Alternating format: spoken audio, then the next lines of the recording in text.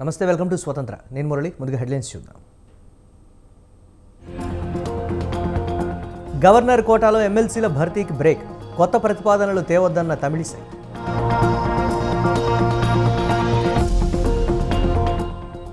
కాంగ్రెస్ నేతలు కర్ణాటకలో చేతులెత్తేశారు.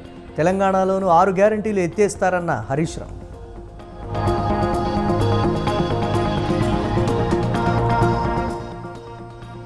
ఏపీలో స్కూళ్లకు సంక్రాంతి సెలవులు పొడిగింపు.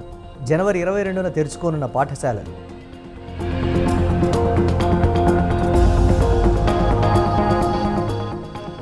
సర్వేలన్నీ వైసీపీ వైపే ఉన్నాయి. మళ్లీ జగనే సీఎం అన్న ఎంపీ కేసినేని నాని.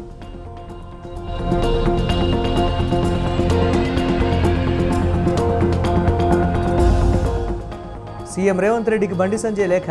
సిరిసిల్ల చేనేత కార్మికులను ఆదుకోవాలని డిమాండ్.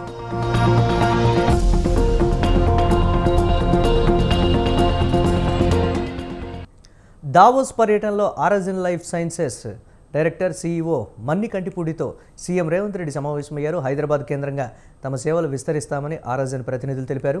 మల్లాపూర్లో ప్రస్తుత ప్లాంటును 2000 కోట్లతో విస్తరిస్తామని తెలిపారు. అలాగే కొత్తగా 1500 ఉద్యోగాలను సృష్టించే ప్రణాళికను రూపొందిస్తున్నామని ఆరజిన్ కంపెనీ ప్రకటించింది.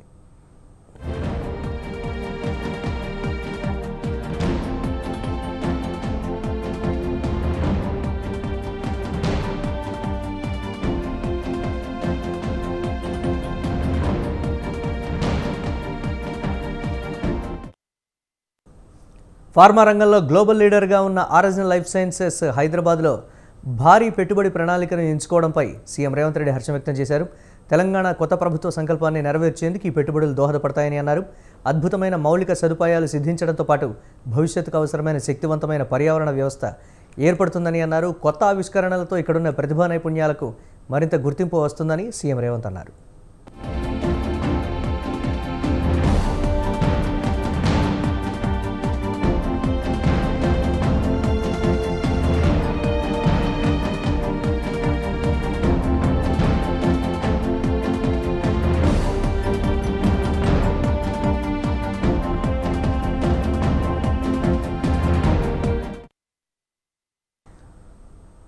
ఎమ్మెల్సీ అభ్యర్థుల విషయంలో కాంగ్రెస్ పార్టీ ఎట్టకేలకు స్పష్టతకు వచ్చింది.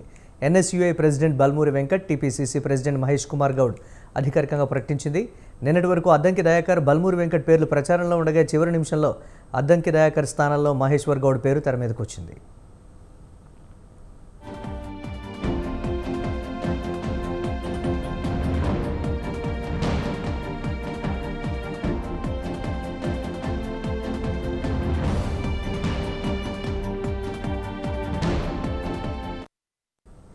ఎమ్మెల్సీ అభ్యర్థుల విషయంలో నేతల మధ్య ఏకాభిప్రాయం కుదరకపోవడంతో చివరి నిమిషం వరకు ఉత్కంఠ నెలకొంది. రేపటితో నామినేషన్లకు గడువు ముగియనున్న నేపథ్యంలో మహేష్ కుమార్ గౌడ్, బల్మూరి వెంకట్ పేర్లను ప్రకటించింది.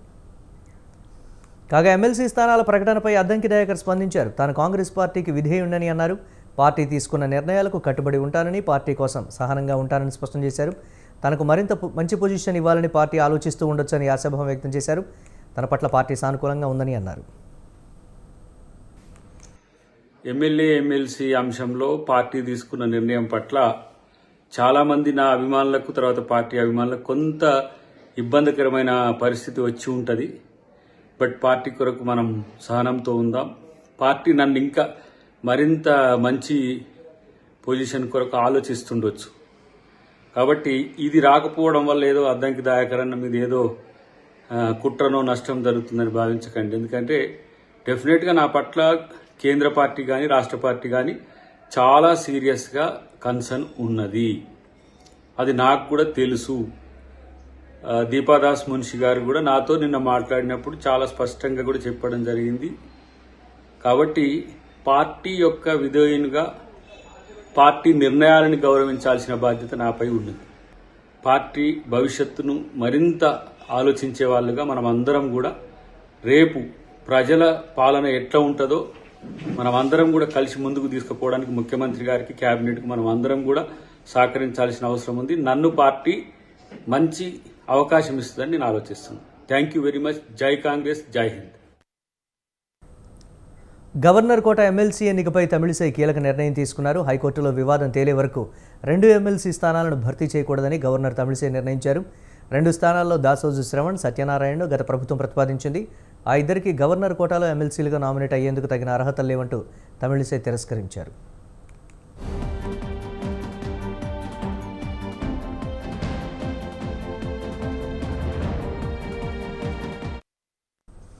తమ అభ్యర్థిత్వాల తిరస్కరణను సవాల్ చేస్తూ వారిద్దరూ ఇటీవల హైకోర్టులో పిటిషన్లు వేశారు. పిటిషన్ల విచారణ అర్హతపై ఈ నెల 24న హైకోర్టులో విచారణ జరగనుంది. మరోవైపు 2 ఎమ్మెల్సీలను కైవసం చేసుకునేందుకు కాంగ్రెస్ పార్టీ ఇప్పటికే కసరత్తు ముమ్మరం చేసింది. గవర్నర్ పేర్కొన్న అర్హతలకు అనుగుణంగా 2 పేర్లను కేబినెట్ ద్వారా ప్రతిపాదించాలని భావిస్తోంది. ఈ నేపథ్యంలో గవర్నర్ కోట ఎమ్మెల్సీ ఎన్నికకు బ్రేక్ వేస్తూ ఖాళీల భర్తీకి ప్రభుత్వం ప్రతిపాదనలపై ఎలాంటి చర్యలు తీసుకోవద్దని నిర్ణయం తీసుకున్నారు. రిట్ పిటిషన్లు పెండింగ్లో ఉండడంతో పాటు పెద్ద మనుషుల ఒప్పందంపై హైకోర్టు వ్యాఖ్యల నేపథ్యంలో ఈ నిర్ణయం తీసుకున్నట్లు రాజ్భవన్ వర్గాలు వెల్లడించాయి.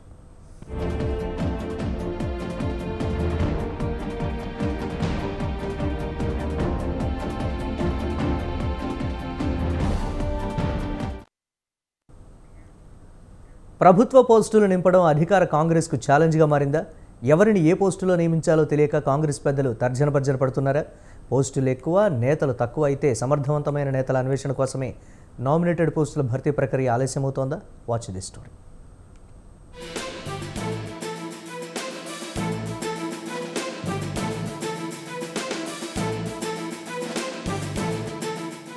ఎన్నో విపత్కర పరిస్థితులను ఎదుర్కొని రాష్ట్రంలో కాంగ్రెస్ అధికారంలోకి వచ్చింది.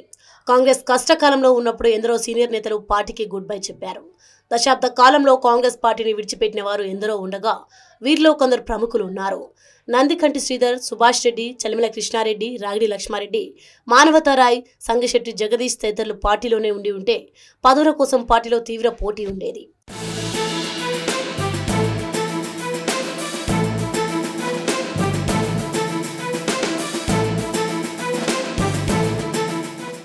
ప్రభుత్వంలో సీఎంకు సలహాదారులు, ఎమ్మెల్సీలు, రాజ్యసభ, లోక్సభ అభ్యర్థులు, కార్పొరేషన్ పదవులు, ప్లానింగ్, ఫైనాన్స్ కమిషన్ ఇలా దాదాపు 50 మందికి పైగా పదవులు నింపాల్సిన పరిస్థితి కాంగ్రెస్ పెద్దలపై ఉంది. దీనికి బలమైన నేతల అవసరం ఉంటుంది. అయితే ప్రస్తుతం పార్టీలో ఉన్న నేతల్లో ఒకరిని ఒక పోస్టులో అకామిడేట్ చేస్తే మరో పోస్టుకు సరైన నేత దొరకడం లేదని సమాచారం. దీంతో కార్పొరేషన్ చైర్మన్లు, ఇతర పదవుల భర్తీకి ఆలస్యం అవుతుందని తెలుస్తోంది.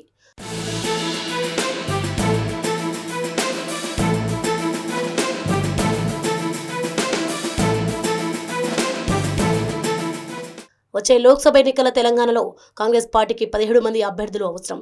అటు మొన్నటి వరకు దిగ్గజ పార్టీలా ఉన్న బీఆర్ఎస్, ఇటు కేంద్రంలో అధికారంలో ఉన్న బీజేపీని ఢీకొనే బలమైన అభ్యర్థుల హస్తం పార్టీకి అవసరం. అయితే ఈ తరహా బలమైన లోక్సభ అభ్యర్థులు కాంగ్రెస్ పార్టీకి 10 మందికి మించి లేరని తెలుస్తోంది. ఇందులో కొందరు రాజ్యసభ లేదంటే ఎమ్మెల్సీ ఇవ్వాలని అడుగుతున్నారని సమాచారం. మరోవైపు దాదాపు 50కి పైగా ఉండే కార్పొరేషన్లలో 10 వరకు చాలా పెద్ద కార్పొరేషన్లు ఉన్నాయి. వీటికి మంత్రి స్థాయి నేతలు అవసరం. కార్పొరేషన్ చైర్మన్లు, ఎమ్మెల్సీ, ఇతర ప్రభుత్వ సలహాదారు పోస్టులు భర్తీ చేస్తే ఎంపీ ఎన్నికలకు అభ్యర్థుల కొరత ఏర్పడే అవకాశం ఉందని పార్టీలో చర్చ జరుగుతోంది. అందుకే పదవుల భర్తీపై ప్రభుత్వ పెద్దలు ఆచితూచి అడుగులు వేస్తున్నారు.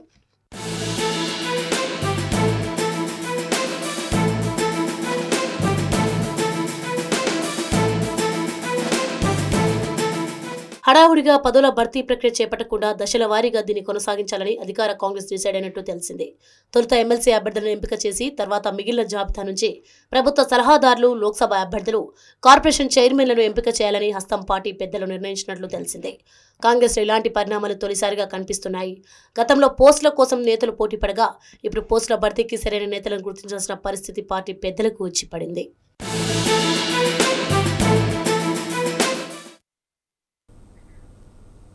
విజయవాడ స్వరాజ్య మైదానంలో 19వ తేదీన భారీ అంబేద్కర్ విగ్రహం స్మృతివనం ప్రారంభోత్సవం జరగనుంది. ఈ కార్యక్రమంలో ముఖ్యమంత్రి సీఎం జగన్ పాల్గొని ప్రారంభించనున్నారు. 81 అడుగుల వేదికపై 125 అడుగులతో 400 కోట్ల రూపాయల నిధులతో దీన్ని నిర్మించిన నేపథ్యంలో అంబేద్కర్ విగ్రహం ఆవిష్కరణకు సిద్ధమైంది. జనవరి 20 నుంచి సందర్శకులకు అనుమతి ఉంటుంది. పర్యాటకులను ఆకట్టుకునేలా లోపల ఆడిటోరియం, కన్వెన్షన్ సెంటర్, మ్యూజియం ఏర్పాటు చేశారు.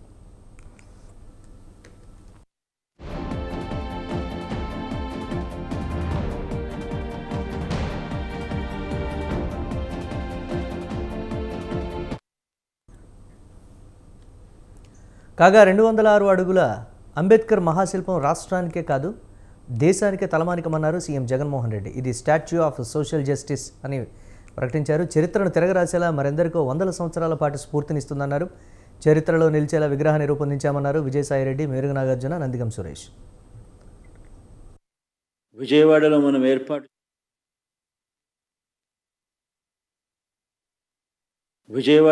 ఏర్పాటు చేసుకున్న అంబేద్కర్ గారి మహాశిల్పం మన రాష్ట్రానికే కాదు దేశానికి కూడా ఇది తలమానికం. ఇది స్టాచ్యూ ఆఫ్ సోషల్ జస్టిస్, ఇది సామాజిక న్యాయ మహాశిల్పం. ఈ నెల 19వ తారీఖున చారిత్రక స్వరాజ్య మైదానంలో ఆవిష్కరించబోతా ఉన్న ఈ విగ్రహం దేశంలోనే కాదు ప్రపంచంలోనే అతిపెద్ద అంబేద్కర్ గారి విగ్రహం. ఇది 81 అడుగుల వేదిక మీద ఏర్పాటు చేసిన 125 అడుగుల మహాశిల్పం. అంటే మొత్తం మీద 206 అడుగుల ఎత్తైన విగ్రహం ఇది. అంబేద్కర్ గారి స్టాచ్యూనే కాదు, అక్కడ ఒక మ్యూజియం బాబాసాహెబ్ గారు పుట్టిన దగ్గర నుంచి చనిపోయేదాకా ఆయన అవమానాలు, అసమానతలు, చదువు, ఉద్యోగం, బరోడా మహారాజు సహాయం, అక్కడి నుంచి మరలా ఇతర దేశాలకు వెళ్ళి చదువుకోవటం, వస్తాం, ఉద్యోగం చేయటం, తర్వాత కాలక్రమంగా అవమానాలు, మహత్యరువు పోరాటం, దాని తర్వాత మరి ఆయన బౌద్ధోద్యం తీసుకోవటం దగ్గర నుంచి అనేక అంశాలు మిళితమైనటువంటి murals, museum, theatre, convention hall, ఒక గొప్ప చారిత్రాత్మకమైనటువంటి కట్టడాలతో మిళితమైనటువంటి బాబాసాహెబ్ యొక్క ఆలోచనలు అంతా రంగరించే విధంగా ఉన్నటువంటి స్ట్రక్చర్ని ఏర్పాటు చేసిన గౌరవ ముఖ్యమంత్రి గారికి మా జాతులు ఎల్లవేళలా రుణపడి ఉంటాయని కూడా తెలియపరుస్తూ, బాబాసాహెబ్ అంబేద్కర్ గారి విగ్రహాన్ని దేశంలోనే మరెక్కడా లేని విధంగా రూపొందించాలి. భావి తరాలకి ఆకాశమంత ఎత్తున్నటువంటి ఆ సంస్కారవంతుడి విగ్రహాన్ని భావి తరాలకు అందించి చిరస్థాయిగా ఈ యొక్క ఆంధ్ర రాష్ట్ర ముఖ్యమంత్రిగా ఆయన కూడా చరిత్ర పుటల్లో నిలిచిపోతారనడంలో సందేహం లేదు. ఆంధ్ర రాష్ట్ర ప్రజలు ఆకాంక్షల మేరకు వాళ్ళు కోరుకున్నటువంటి విధంగా మన గౌరవ ముఖ్యమంత్రి గారు 19వ తారీఖున ఇంచుమించుగా 400 కోట్లు పైచిలుకు వెచ్చించి ఆ దేశంలోనే అతిపెద్ద విగ్రహాన్ని, న్యాయశిల్పం, సమతా న్యాయ శిల్పాన్ని 19వ తారీఖు ప్రతిష్ఠ చేసుకోవడం అన్నటువంటిది నిజంగా ప్రతి ఒక్క తెలుగువాడికి, ప్రతి ఒక్క ఆంధ్రుడికి గర్వకారణం అని చెప్పుకుంటూ, బాబాసాహెబ్ బిఆర్ అంబేద్కర్ గారి విగ్రహం ముళ్ళపొదల్లో ఎక్కడో అమరావతిలో కాళ్ళ కింద ఎక్కడో ఆ యొక్క భూభాగంలో కింద స్థలంలో 100 కోట్లతో పెట్టాలి, అది కూడా అని చెప్పి ఊరికే పేపర్లలో గ్రాఫిక్స్ చేసి వదిలేసినటువంటి పరిస్థితి. రాజకీయంగా ఒక అంశంని పక్కదో పట్టించే క్రమంలో ఆ యొక్క అంశాన్ని తీసుకొచ్చారు తప్ప చిత్తశుద్ధితో వారు ఆ యొక్క కార్యక్రమాన్ని మొదలు పెట్టలేదు. అందుకే అది పూర్తి కాలేదు. అట్లా కాకుండా ఈరోజు జగన్మోహన్ రెడ్డి గారు చేపట్టినటువంటి కార్యక్రమం ఏదైతే ఉందో ఆ స్వరాజ్య మైదాన్, గత పాలకులు అదే స్థలాన్ని వాళ్ళు ఏ విధంగా ఆలోచన చేశారో ఒకసారి గమనించాలి. గత పాలకులు అదే స్థలాన్ని, అది 1000 కోట్ల రూపాయలు విలువ చేస్తుంది, అక్కడ ఒక మాల్ కట్టాలి, అక్కడ ఒక కమర్షియల్ కాంప్లెక్స్లు కట్టాలని చెప్పి కన్సల్టెన్సీని వేసి మరి దానికి ఒక కొన్ని కోట్ల రూపాయలు కూడా ఖర్చు పెట్టినటువంటి పరిస్థితి ఈరోజు డాక్యుమెంటరీ ఎవిడెన్సెస్ ఉన్నాయి. టీడీపీ అధినేత చంద్రబాబుపై మంత్రి అంబటి రాంబాబు ఘాటు విమర్శలు చేశారు. చంద్రబాబు వ్యవస్థలను మేనేజ్ చేయడంలో దిట్ట అన్నారు. స్కిల్ స్కామ్లో చంద్రబాబు డైరెక్ట్గా దొరికిపోయారని ఆరోపించారు. సిమెన్స్ కంపెనీ చంద్రబాబుతో అగ్రిమెంట్ చేసుకోలేదని చెప్పిందని, fibre net, inner ring road కేసుల్లోనూ 100 కోట్లు కొట్టేశారని అన్నారు. వైసీపీని ఓడించే సత్తా లేకనే అందరితో పొత్తు పెట్టుకుంటున్నారని విమర్శించారు. సుప్రీంకోర్టు తీర్పు చంద్రబాబును తీవ్ర నిరాశకు గురి చేసిందన్నారు అంబటి. చంద్రబాబు క్వాష్ పిటిషన్ పై విస్తృత ధర్మాసనానికి పంపించారని రాశారు తప్ప చంద్రబాబుకు కావాల్సిన రిలీఫ్ రాలేదు, చంద్రబాబు నాయుడు గారు కోరుకున్నటువంటిది జరగలేదు అనేది మాత్రం రాయలే. ఇంతవరకు చంద్రబాబు నాయుడు గారి మీద అనేక కేసులు ఫైల్ చేశారు. చివరికి మన నియోజకవర్గంలో పోటీ చేస్తారంటున్నారే, ఆ కళాలక్ష్మి కూడా ఫైల్ చేశారు ఒక కేసు ఆయన మీద. లక్ష్మీ పార్వతి గారు ఫైల్ చేశారు ఒక కేసు. అదేవిధంగా మీకు గుర్తుందో లేదో తెలంగాణలో క్యాష్ ఇస్తూ దొరికిపోయాడు ఇప్పుడున్న ముఖ్యమంత్రి గారు. ఈయన క్యాష్ కోట్ల రూపాయలు ఇస్తూ దొరికిపోతే అది కూడా కేసు రీచ్ చేయడానికి ప్రయత్నం చేశారు. కానీ అన్నింటినీ తప్పించుకున్నాడండి మహానుభావుడు. మేనేజ్ చేసుకున్నాడు, శుభ్రంగా మేనేజ్ చేసుకున్నాడు, చట్టాలను మేనేజ్ చేసుకున్నాడు, వ్యవస్థలను మేనేజ్ చేసుకున్నాడు. ఎక్కడ దొరకని దొంగగా చలామణి అయినటువంటి నారా చంద్రబాబు నాయుడు ఇక్కడ దొరికాడు. ఇక్కడ కూడా ఏదో ఒకటి చట్టంలో బొక్క చేసుకుని పారిపోదాం అనేటువంటి ప్రయత్నం చేస్తున్నాడు. ఇక్కడ కూడా తప్పుకోవడానికి ప్రయత్నం చేస్తే నిన్న సుప్రీంకోర్టు చాలా స్పష్టంగా చెప్పింది. ఒకటి ఏం చెప్పిందంటే, ఇద్దరు జడ్జెస్ విభిన్నమైనటువంటి తీర్పులు ఇచ్చారు. కానీ ఒక విషయంలో చాలా క్లియర్గా అంగీకరించారు. అదేమిటంటే, చంద్రబాబు నాయుడు గారిని అరెస్ట్ చేయటం, ఆయన రిమాండ్కి పంపటంలో మేము ఇంటర్ఫీర్ కాం, మేము ఈ కేసులు కొట్టేయలేం. వైసీపీ ప్రభుత్వంపై టీడీపీ సీనియర్ నేత బోండా ఉమా తీవ్ర విమర్శలు చేశారు. వైసీపీ నేతలు కోర్టు తీర్పులకు కూడా తప్పుడు భాషను చెబుతున్నారని ఆరోపించారు. చంద్రబాబు విషయంలో అసత్యాలను ప్రచారం చేస్తున్నారని ఆరోపించారు.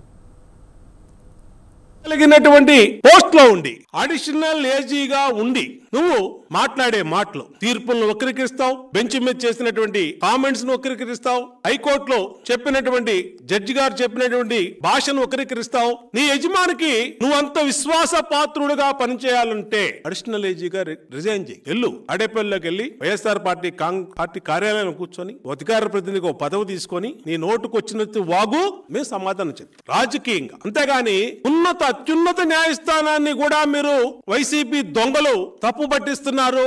అత్యున్నత సుప్రీంకోర్టును కూడా సీనియర్ జడ్జి గారు మాట్లాడినటువంటి మాటలను కూడా వక్రీకరిస్తున్నారంటే మీరు. అధికార వైసీపీపై టీడీపీ నేత పట్టాభి విమర్శలు చేశారు. ముఖ్యమంత్రి జగన్మోహన్ రెడ్డి అధికారంలోకి వచ్చిన మొదటి సంవత్సరమే వరల్డ్ ఎకనామిక్ ఫోరం సదస్సుకు డుమ్మా కొట్టారని అన్నారు. కరోనా తర్వాత సంవత్సరం దావోస్ వెళ్లే పేరిట ప్రత్యేక విమానాల్లో లండన్కు వెళ్లారని అన్నారు. లండన్లో తన పెట్టుబడుల లెక్కలు చూసుకోవడానికి వెళ్లినట్లు అప్పట్లో వార్తలు వచ్చాయని గుర్తు చేశారు. ముఖ్యమంత్రి ఫోకస్ రాష్ట్రానికి పెట్టుబడులు తీసుకురావడంపై కాకుండా ఆయన పెట్టుబడి లెక్కలు చూసుకోవడంపైనే ఉందన్నారు. ఇవాళ జగన్మోహన్ రెడ్డి ముఖ్యమంత్రి అయిన తర్వాత మరి 4 సంవత్సరాలు వరల్డ్ ఎకనామిక్ ఫోరం సదస్సు దావోస్లో జరిగితే ఈయన ముఖ్యమంత్రి అయినటువంటి మొదటి సంవత్సరం 2020లో డుమ్మా కొట్టాడు. ఎందుకు వెళ్ళలేదో ఆవిడికి తెలియదు. సరే 2021 కరోనా, 2022 ముఖ్యమంత్రి గారు పర్యటనకు బయలుదేరారు. కానీ ఆ రోజున వచ్చినటువంటి వార్తలు ఏంటంటే, ఈయన గారు విజయవాడ నుంచి ప్రత్యేక విమానంలో స్పెషల్ ఫ్లైట్ వేసుకుని కొన్ని కోట్ల రూపాయలు తగలేసి ఈయన దావోస్ కని చెప్పి బయలుదేరాడు స్విట్జర్లాండ్కి.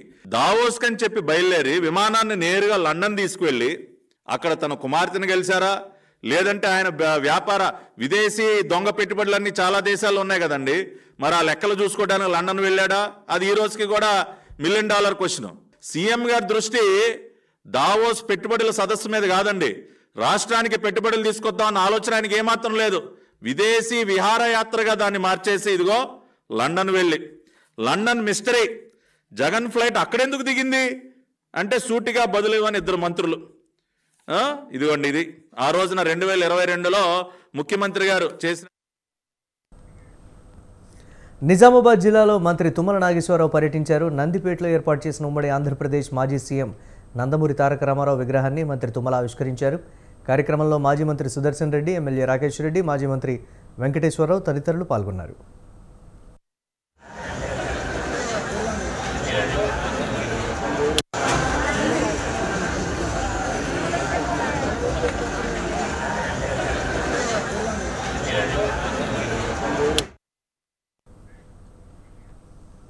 చంద్రబాబుపై స్కిల్ డెవలప్మెంట్ కేసు 17A అమలుపై ప్రజలంతా పూర్తిగా అవగాహనతో ఉన్నారని టీడీపీ నేత తెనాలి శ్రావణ్ కుమార్ అన్నారు.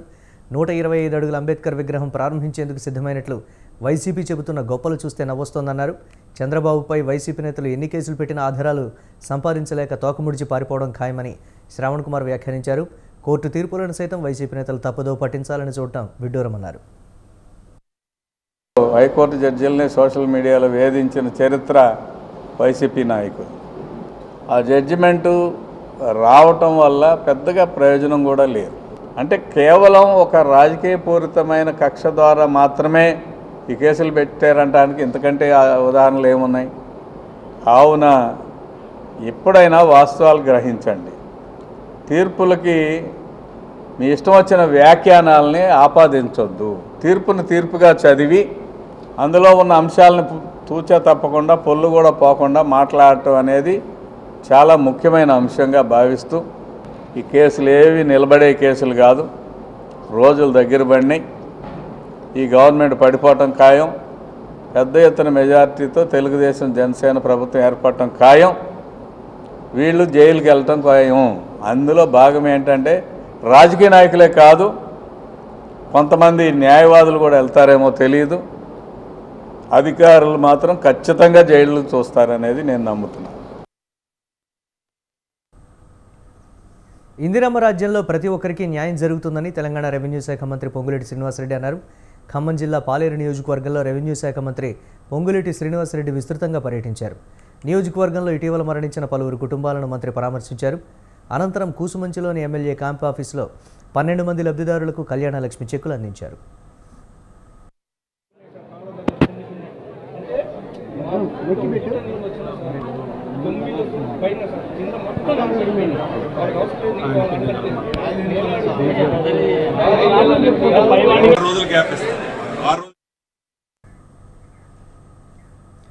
పార్లమెంట్ ఎన్నికల్లో కాంగ్రెస్ పార్టీకే తమ మద్దతు ఉంటుందని తెలంగాణ జనసమితి అధ్యక్షుడు కోదండరాం తెలిపారు. తనకు కాంగ్రెస్ ఎమ్మెల్సీ ఇస్తానని హామీ ఇచ్చిందని తెలిపారు.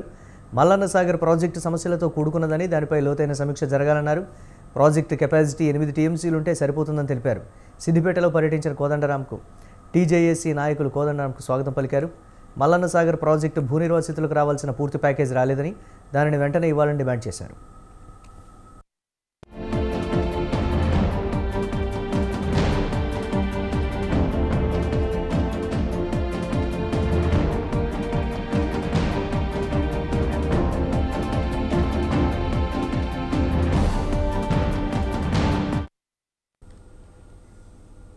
ప్రజాభవన్ ముందు జరిగిన రోడ్డు ప్రమాదంలో కీలక మలుపు చోటు చేసుకుంది. ఈ కేసుకు సంబంధించి బోధన్ మాజీ ఎమ్మెల్యే షకీల్ పేరును అధికారులు ఎఫ్ఐఆర్లో చేర్చారు. షకీల్ కుమారుడు సాహిల్ దుబాయ్ పారిపోయేందుకు 10 మంది సాయం చేసినట్లుగా అధికారులు గుర్తించారు. సాహిల్కు సాయం చేసిన 2 పంజాగుట్ట పోలీసులు అరెస్టు చేశారు.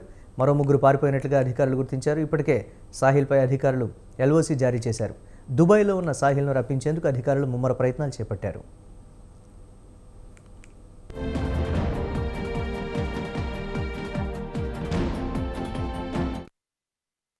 మరోవైపు కేసులో షకీల్ కుమారుడు సాహిల్ను అరెస్టు చేయవద్దని హైకోర్టు ధర్మాసనం పేర్కొంది.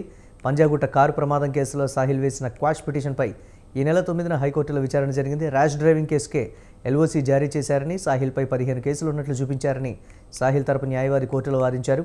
అయితే చేయని తప్పుకు దుబాయ్ ఎందుకు వెళ్లారని ధర్మాసనం ప్రశ్నించింది. తప్పుడు కేసు పెట్టి అరెస్టు చేస్తారనే భయంతోనే దుబాయ్కి వెళ్లినట్లు సాహిల్ న్యాయవాది తెలిపారు. వాదనలు విన్న హైకోర్టు సాహిల్ను అరెస్టు చేయవద్దని పోలీసులకు ఆదేశాలు జారీ చేసింది. అలాగే ఈ నెల 17న పోలీసుల ముందు విచారణకు హాజరు కావాలని సాహిల్ను ధర్మాసనం ఆదేశించింది. అలాగే పంజాగుట్ట కారు ప్రమాద కేసు వివరాలు సమర్పించాలని తెలిపింది. తదుపరి విచారణను హైకోర్టు ఈ నెల 24కు వాయిదా వేసింది.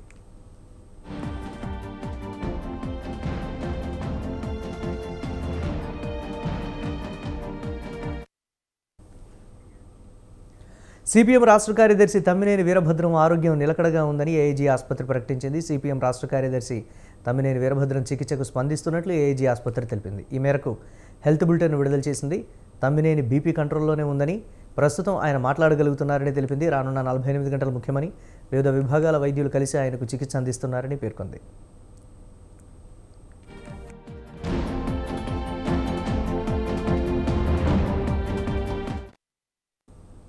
తమ్మినేని వీరభద్రం మంగళవారం తీవ్ర అస్వస్థతకు గురయ్యారు. ఖమ్మం గ్రామీణ మండలం తెల్దారుపల్లిలోని తన స్వగృహంలో ఉన్న ఆయన ఉదయం గుండె నొప్పితో శ్వాస తీసుకోవడంలో ఇబ్బంది తలెత్తడంతో వెంటనే కుటుంబ సభ్యులు ఖమ్మంలోని ఓ ప్రైవేట్ ఆసుపత్రికి తీసుకెళ్లారు.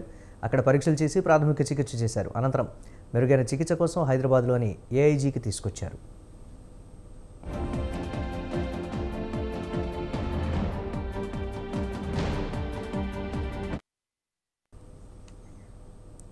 రాముడు మీద బీజేపీకి ప్రేమ లేదని, హిందువుల ఓట్ల కోసం రామనామ జపం చేస్తోందని కాంగ్రెస్ నేత వి హనుమంతరావు ఆరోపించారు. రాముల వారిని కూడా రాజకీయాల్లోకి లాగి ఓట్లు సంపాదించాలని బీజేపీ చూస్తోందని విమర్శించారు. దేవుడి మీద అందరికీ భక్తి ఉంటుందని, తాను పిలిచినప్పుడే రావాలి అన్నట్లుగా మోదీ వ్యవహారం ఉందని మండిపడ్డారు. పోవాలనుకున్నాను పోతారు, వీళ్ళు ఇన్విటేషన్ ఏందండి? మేము ఇన్విటేషన్ పంపిస్తుంది. పెళ్ళారా బాబు? నీ కొడుకు పెళ్లిగా అయితే నువ్వు ఇన్విటేషన్ లేకుంటే నీ బిడ్డ పెళ్లి అంటే ఇన్విటేషన్. దేవునికి గుడి కట్టిన అందరు పోతాము, ఇవాళ పోతామా రేపు పోతాము, నువ్వు మాకు ఇన్విటేషన్ ఇచ్చేదేంటి? దాన్ని కూడా పొలిటికల్ అందుకుంచే రాహుల్ గాంధీ అన్నాడు, ఇది పొలిటికల్ గేమ్. అయోధ్య నగరంలోనే కాదు దేశ విదేశాల్లో రామ మందిరంలో ప్రాణప్రతిష్ఠకు సన్నాహాలు జరుగుతున్నాయి. కాగా ఆలయంలో ప్రతిష్ఠించనున్న రామ్లల్లా విగ్రహం తొలి చిత్రం బయటకు వచ్చింది. పల్లకిలో కూర్చున్న రామ్లల్లా ఆలయ ప్రాంగణంలో పర్యటించారు. అయితే గర్భగుడిలో ప్రతిష్ఠించబోయే అసలు విగ్రహం ఇది కాదు. ఈ విగ్రహం గర్భగుడిలో ప్రతిష్ఠించబడదు. ఈరోజు ఆలయ ప్రాంగణంలో పర్యటనకు తీసుకెళ్లిన విగ్రహం ప్రతీకాత్మక విగ్రహం అని చెప్పారు. గర్భగుడిలో ప్రతిష్ఠించబడే రాముడి అసలు విగ్రహాన్ని జనవరి 18న రామాలయ సముదాయానికి తీసుకొస్తారు. గర్భాలయంలో ప్రతిష్ఠించే బాలరామయ్య విగ్రహం కర్ణాటక శిల్పి అరుణ్ యోగిరాజు చెక్కారు. ఇప్పటికే రామమందిర ప్రారంభోత్సవంలో భాగంగా పూజలు క్రతువులు ప్రారంభమయ్యాయి.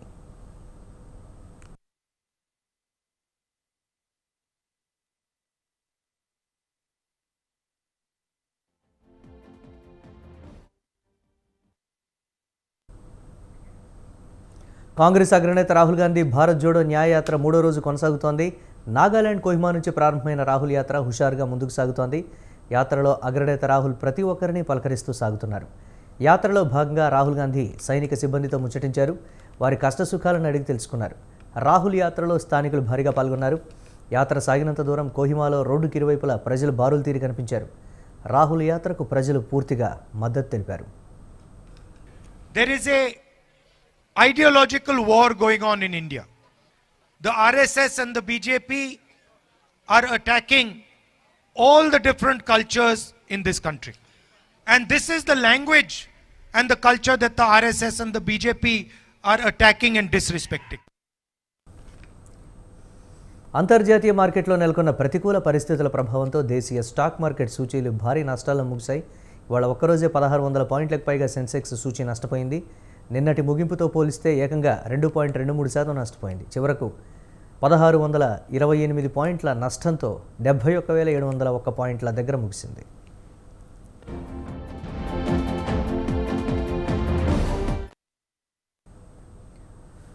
అటు నిఫ్టీ కూడా 450 పాయింట్లకు పైగా నష్టపోయింది. క్రితం ముగింపుతో పోలిస్తే నిఫ్టీ 2.06% నష్టపోయింది. చివరకు 453 పాయింట్ల నష్టంతో 21,578 పాయింట్ల దగ్గర క్లోజ్ అయింది. దాదాపు 16 నెలల తర్వాత స్టాక్ మార్కెట్లు ఇంత భారీ స్థాయిలో పతనమయ్యాయి.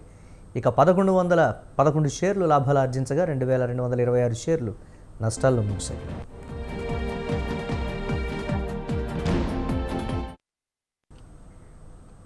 ఇవి ఇప్పటివరకు అప్డేట్స్. కీప్ వాచింగ్ స్వతంత్ర.